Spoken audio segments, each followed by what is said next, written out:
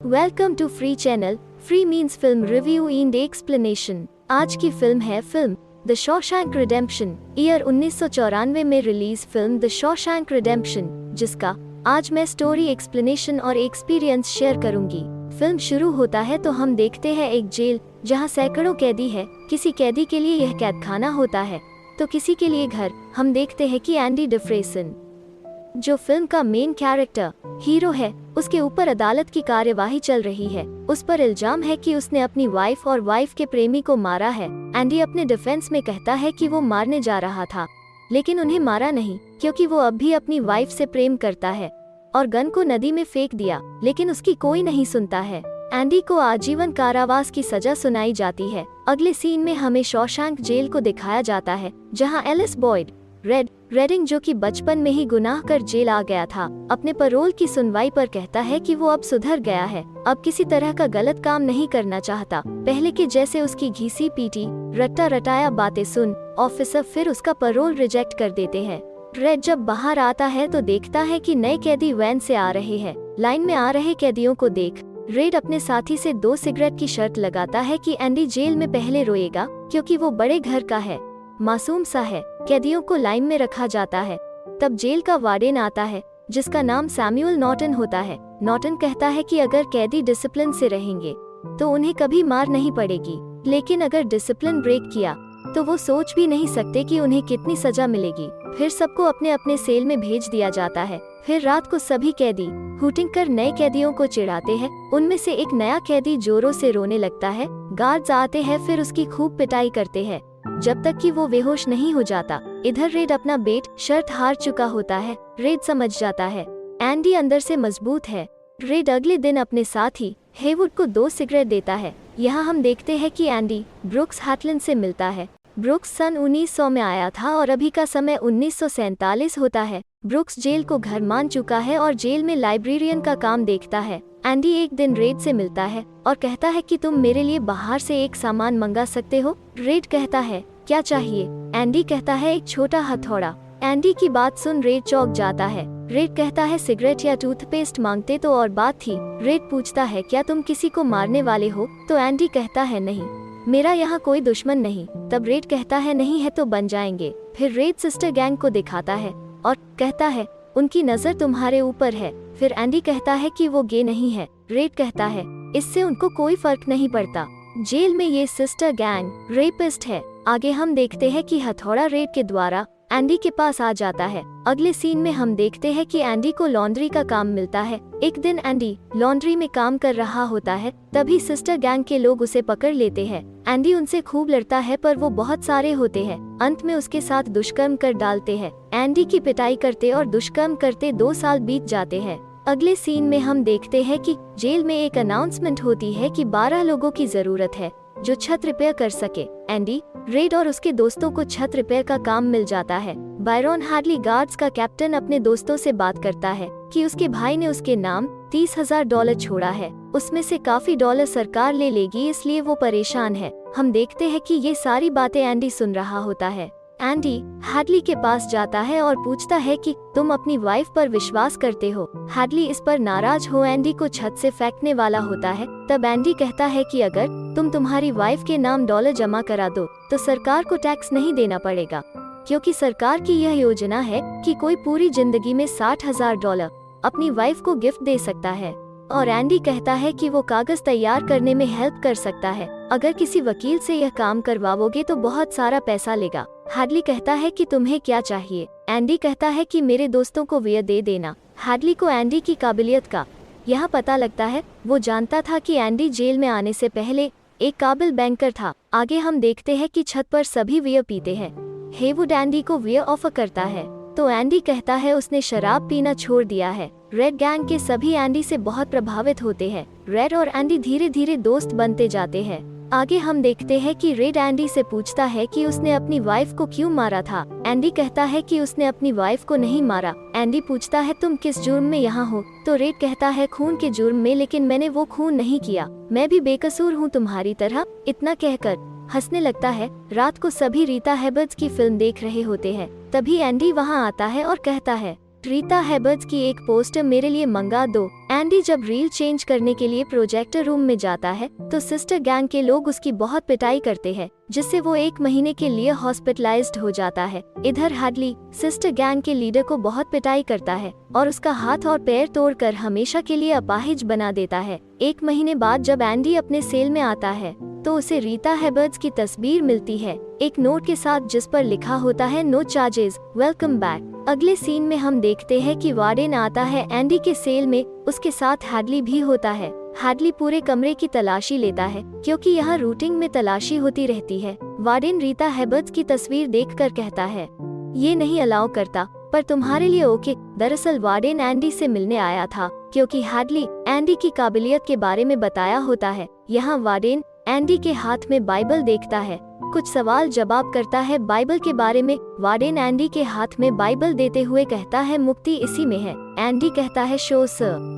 अगले सीन में हम देखते हैं वार्डन एंडी को अपने ऑफिस में बुलाता है और कहता है तुम होनहार हो, तुम्हें लॉन्ड्री में नहीं लाइब्रेरी में होना चाहिए, और उसकी ड्यूटी लाइब्रेरी में लगा दी जाती है। लाइब्रेरी में एंडी को देख ब्रुक्स बहुत खुश होता है कि उसका एक साथी उसे मिल गया। तभी हम देखते हैं कि हैडली एक गार्ड को लेकर के आता है और एंडी से मिलवाता है, और एंडी उस गार्ड की भी जो फाइनेंशियली कागजी प्रॉब्लम रहता है उसको सॉल्व कर देता है। फिर आगे हम देखते हैं यह सिलसिला चलता ही रहता है। लाइब्रेरी में समानांतर ऑफिस चलता है। फिर हम देखते हैं रेड एंडी का असिस्टेंट बनकर लाइब्रेरी में मदद करता है। आगे हम देखते हैं एक दिन एंडी वार्डन के पास जाता है और कहता है लाइब्रेरी की हालत बहुत खराब है, इसलिए यहाँ पर कोई नहीं आता। वार्डन कहता है इसके लिए हमारे पास फंड नहीं है। एंडी कहता है कि मैं सरकार को पत्र लिखूंगा, और वो ऐसा ही करता है। रोज एक लेटर सरकार को भेजता है। आगे दिखाया जाता है ब्रुक्स हेवुड के गले पर एक नुकीली चीज रखी हुई है। ब्रुक्स बहुत परेशान है क्योंकि वो हमेशा के लिए जेल से रिहा हो गया है और वो जाना नहीं चाहता, लेकिन ब्रुक्स को जेल छोड़कर जाना पड़ता है। ब्रुक बाहर एक मॉल में काम करता है। बाद में यह आजादी उसे पसंद नहीं आता और आत्महत्या कर लेता है। अगले सीन में हम देखते हैं कि सरकार की तरफ से $200 का चेक और कुछ किताबें एंडी को मिलती हैं। जब वो किताबों को देख रहा होता है उसमें एक म्यूजिक रिकॉर्ड मिलता है। एंडी जेल के ऑफिस में उस रिकॉर्ड को बजाकर सजा भी पाता है, लेकिन इससे उसको कोई फर्क नहीं पड़ता क्योंकि थोड़े समय के लिए ही सही उसने सभी कैदियों को खुश किया होता है। ऐसे ही समय गुजरते हुए एंडी को जेल में आए हुए 10 साल का समय गुजर जाता है। अगले सीन में हम देखते हैं कि जेल में एक अनाउंसमेंट होता है कि अब जेल के बाहर भी कैदी काम करेंगे, और ऐसा ही होता है। इससे वार्डन खूब काला धन कमाता है। एक दिन रेड एंडी से पूछता है वार्डन जो काला धन बना रहा है क्या वो कभी पकड़ा नहीं जाएगा? तो एंडी जवाब देता है नहीं, क्योंकि उसका एक पार्टनर है जो सिर्फ कागजों में है। अगर कुछ होता है तो पुलिस उसके पार्टनर को खोजते रहेगी, जबकि वो सिर्फ कागजों में ही है, इसलिए किसी तरह की प्रॉब्लम नहीं होगी और वार्डन कभी नहीं फंसेगा। यह सुन रेड बहुत हंसता है। आगे हम देखते हैं कि नए कैदियों की गाड़ी आती है। इन्हीं में एक कैदी टॉमी विलियम्स होता है। दिल का अच्छा होता है लेकिन चोरी का काम करता है और बार बार पकड़ा जाता है और कई जेल में जा चुका होता है। चोरी करना गलत है। एंडी के समझाने पर टॉमी एंडी के पास आता है और कहता है बुरे काम छोड़, पढ़ना चाहता हूँ, क्या आप मुझे पढ़ाएंगे? आगे हम देखते हैं कि एंडी टॉमी को पढ़ाने लगता है। एंडी टॉमी को पढ़ाता है, उसका एग्जाम लेता है और बोर्ड के पास उसकी कॉपी भेज देता है। एक दिन टॉमी रेड से पूछता है एंडी किस जुर्म में जेल आया है? रेड बताता है अपनी पत्नी और उसके प्रेमी के कत्ल के जुर्म में, और रेड बताता है सब कुछ अच्छा था जब तक कि उसकी पत्नी का अफेयर किसी और से नहीं चलने लगा। एंडी बहुत ही कामयाब बैंकर था, पर अदालत में एंडी मुजरिम साबित हुआ और अब इस जेल में है। इतना सुनने के बाद टॉमी एंडी को बुलाता है और कहता है कि जब मैं 4 साल पहले एक जेल में था तो वहाँ एक कैदी मिला जो अपनी कहानी बता रहा था कि कैसे एक दिन वो चोरी करने गया था तो घर के मालिक ने उसे पकड़ लिया और उसने मालिक और मालकिन का कत्ल कर दिया। बाद में उसे पता लगा कि वो तो उसका घर था ही नहीं, वो किसी बैंकर का था। इतना सुनने के बाद एंडी वार्डन के पास जाता है और अपनी बेगुनाही की कहानी सुनाता है, लेकिन वार्डन कहता है ऐसी कहानियां हम रोज सुनते हैं। वार्डन इसलिए कहता है क्योंकि वो जानता है अगर एंडी चला जाएगा तो उसके काला पैसा और धंधा को कौन देखेगा, और वो पकड़ा भी जा सकता है। एंडी भी इस बात को समझ जाता है। एंडी गुस्से में वार्डन को गाली देता है। वार्डन एंडी को 1 महीने के लिए काल कोठरी में डलवा देता है। अगले सीन में हम देखते हैं कि टॉमी पास हो गया है। रात को वार्डन टॉमी को बुलाता है। बाहर अकेले में और पूछता है कि क्या एंडी की बेकसूर वाली कहानी सही है। टॉमी सब सच सच बताता है। वार्डन पूछता है क्या तुम कोर्ट में गवाही दोगे। टॉमी कहता है हाँ। वार्डन हैडली की तरफ इशारा करता है। हैडली गोली मार देता है। इसका मतलब वार्डन चाहता ही नहीं कि एंडी बाहर जाए ताकि उसका राज बना रहे, और टॉमी को मारने के बाद ये रिपोर्ट बनाते हैं कि वो भागने की कोशिश कर रहा था इसलिए मारा गया। ये बात जब वार्डन एंडी को बताता है तो एंडी समझ जाता है कि टॉमी को वार्डन ने गलत तरीके से मारा है। इतना सुनने के बाद एंडी को गुस्सा आता है। एंडी कहता है मैं तुम्हारा काम नहीं करूँगा, तुम जिससे मर्जी करवाओ। वार्डन कहता है कि काम तो तुम्हें ही करना पड़ेगा, नहीं तो तुम्हारे लिए जेल नर्क से बदतर बना दूंगा। वो अपने गार्ड्स को ऑर्डर देता है कि एंडी को 1 महीने के लिए और काल कोठरी में रखा जाए, क्योंकि यहाँ इसे सोचने का वक्त मिलेगा।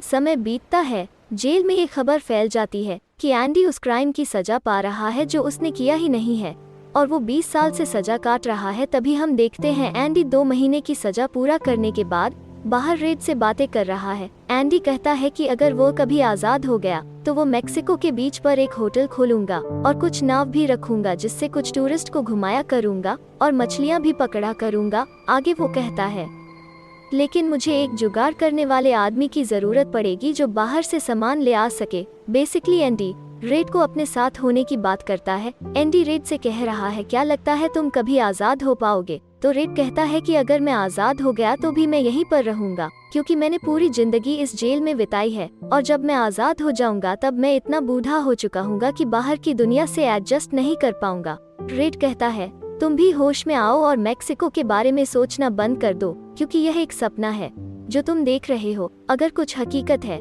तो ये जेल है। वो कहता है उम्मीद बहुत बुरी चीज है। इसके बाद एंडी उठकर जाने लगता है और जाते जाते कहता है क्या तुम मेरा एक काम करोगे। रेड कहता है हाँ। एंडी एक पता बताता है और कहता है यहाँ तुम जाना, वहाँ एक खास पेड़ है, इस पेड़ के पास एक दीवार है, दीवार के नीचे एक पत्थर है, वहाँ तुम्हारे लिए कुछ खास चीज मिलेगा। इतना कहकर एंडी वहाँ से चला जाता है। खाना खाते समय सभी कैदी आपस में बातें कर रहे होते हैं कि एंडी कुछ बदला बदला नजर आ रहा है, आजकल बात नहीं करता और कुछ परेशान भी है। हेवुड कहता है कि उसने मुझसे एक रस्सी मांगी थी, आज मैंने उनको दे दिया। इतना सुनने के बाद रेड के होश उड़ जाते हैं। अगले सीन में हम देखते हैं कि एंडी वार्डन का काम कर रहा होता है। काम खत्म होने के बाद एक तिजोरी में सारे फाइल्स रखकर बंद करता है। जाते समय वार्डन कहता है मेरे जूते को शीशे जैसा चमका देना। फिर रात होती है और सभी अपने अपने सेल में चले जाते हैं। आज रेड बहुत परेशान है एंडी को लेकर। रेड सोचता है आज एंडी सुसाइड कर लेगा, क्योंकि उसके पास एक रस्सी भी है। सुबह होती है, सभी अपने सेल से निकलते हैं। रेड की नजर होती है एंडी के सेल पर। एंडी बाहर नहीं आता है। रेड अंदर अंदर बहुत परेशान होता है। एंडी के ना निकलने पर गुस्से में एक गार्ड आता है और सेल की जांच करता है। इधर हम देखते हैं वार्डन अपना जूता पहनने के लिए जाता है तो पाता है कि वहाँ एंडी का जूता है। तभी उसे पता लगता है कि एंडी जेल से गायब है। वार्डन एंडी के सेल में पहुँचता है। वो देखता है कि एंडी सच में नहीं है। फिर रेड को बुलाया जाता है। वार्डन रेड से कहता है तुम्हें पता होगा, तुम उसके दोस्त हो। वार्डन गुस्से से वहाँ पड़े छोटे छोटे तराशे हुए पत्थरों को गार्ड्स पर फेंकने लगता है। फिर वो उस पोस्टर पर भी फेंकता है। तभी वे देखते हैं कि पत्थर पोस्टर के अंदर चला गया। जब पोस्टर हटा कर देखते हैं तो सबके होश उड़ जाते हैं। वहाँ एक बहुत बड़ा होल बना होता है। बात समझने में देर नहीं लगती, इसी सुरंग से एंडी भाग गया था। बाहर जब जांच की जाती है तो एंडी के फटे पुराने कपड़े और एक छोटा सा हथौड़ा मिलता है। इसी से एंडी ने 20 साल में वो सुरंग बना डाला था। फिर फ्लैशबैक में हमें देखने को मिलता है कि एंडी ने वार्डन की डायरी चुरा ली थी, जिसमें सभी पैसे का हिसाब रहता है। डायरी की जगह पर अपना बाइबल रख दिया था और वार्डन को लगा कि रोज के जैसा उसने सामान रख दिया, लेकिन वार्डन के जाने के बाद उसने वार्डन के कपड़े पहने, उसके ऊपर अपने कपड़े पहने। फिर वार्डन का जूता लेकर अपने सेल में पहुंच गया। जेल छोड़ने से पहले वार्डन के कपड़े को एक पॉलीथीन में रखा और रस्सी की मदद से उसको बांध कर जाता है। पहले वो सुरंग से निकलता है, फिर गटर की पाइप तोड़ता है। पाइप तोड़ने की आवाज बाहर इसलिए नहीं सुनाई देती है क्योंकि उस समय बिजली कड़क रही होती है। फिर वो गटर की पाइप से निकलता है। यह गटर की पाइप लगभग 500 गज 5 फुटबॉल ग्राउंड के बराबर होता है। जब वो गटर के पाइप से निकलता है तो बारिश हो रही होती है। वो नहाता है और अगले सीन में हम देखते हैं वो सीधे दर्जनों बैंकों में जाता है जहां वार्डन के पार्टनर के नाम से जितना पैसा जमा होता है, एंडी बैंकों में जमा सारे पैसे निकालता है। बैंक से पैसा निकालने में एंडी को परेशानी नहीं होती है क्योंकि एंडी के पास आईडी सबूत होता है और जो गुमनाम पार्टनर था उसका सिग्नेचर भी एंडी किया करता था और एंडी $3,70,000 निकालता है, यानी कि वार्डन के सारे पैसे। एंडी का मन सिर्फ पैसे लेकर नहीं भरता, वार्डन के खिलाफ जितने काले कारनामों के सबूत होते हैं मीडिया के पास वो भेज देता है ताकि वार्डन बुरी तरह फंस जाए, और ऐसा ही होता है। अगले दिन अखबार में वार्डन के खिलाफ बहुत कुछ लिखा होता है। पुलिस जब वार्डन को पकड़ने जाती है तो वो तिजोरी खोलकर देखता है कि उसके सारे फाइल्स गायब है। उसकी जगह पर बाइबल रखा होता है, उसके ऊपर लिखा होता है, प्रिय वार्डन तुम सही थे, मोक्ष इसी में है। इसके साथ साथ वार्डन देखता है कि बाइबल के अंदर हथौड़ी के आकार का पेपर कट किया होता है, यानी कि एंडी हथौड़े को बाइबल के अंदर छिपाता था। तभी वार्डन देखता है कि पुलिस वाले उसे गिरफ्तार करने आ रहे हैं, तो वो डर जाता है और अपने आप को गोली मार लेता है। उधर हेडली गिरफ्तार किया जाता है। कुछ वक्त बाद हम देखते हैं कि एक दिन रेड का पैरोल की सुनवाई हो रही होती है। उसे पूछा जाता है कि आपको क्यों आजाद करना चाहिए। आज रेड आत्मविश्वास से भरा होता है। वो कहता है, मुझे नहीं पता कि आप लोग मुझे क्यों आजाद कर रहे हैं। मुझे तो आजादी का मतलब पता नहीं है। मैं भूल चुका हूँ कि बाहर की दुनिया कैसी है। सारी बातें सुनने के बाद पैरोल कमेटी उसे आजाद करने का फैसला करती है।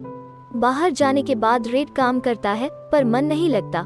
सोचता है फिर कोई क्राइम करे, वापस जेल चला जाए। सुसाइड करने का ख्याल भी आता है। एक दिन याद आता है एंडी ने एड्रेस बताया था। रेड उस जगह के लिए निकल पड़ता है। वहां जाने के बाद उसे वो पत्थर मिलता है जिसके अंदर एक बॉक्स में एक पता और कुछ डॉलर होते हैं। यह पता मैक्सिको के उसी बीच का होता है जहां एंडी जाने की बात करता था। फिर हम देखते हैं रेड मैक्सिको के लिए निकल पड़ता है। थोड़ी समय के बाद रेड पहुंच जाता है एंडी के पास। वो देखता है एंडी एक नाव की मरम्मत कर रहा होता है। एंडी रेड को देखकर बहुत खुश होता है, रेड से मिलता है और कहता है उम्मीद बुरी चीज नहीं होती। और फिल्म यहीं पर खत्म हो जाती है। फिल्म हमें सिखाती है कि कभी भी उम्मीद मत छोड़ो और धैर्य बनाकर अपना काम करते रहो। यह फिल्म दुनिया की बेस्ट फिल्म में काउंट की जाती है। Thanks for watching. Free channel like, subscribe और शेयर। It is free.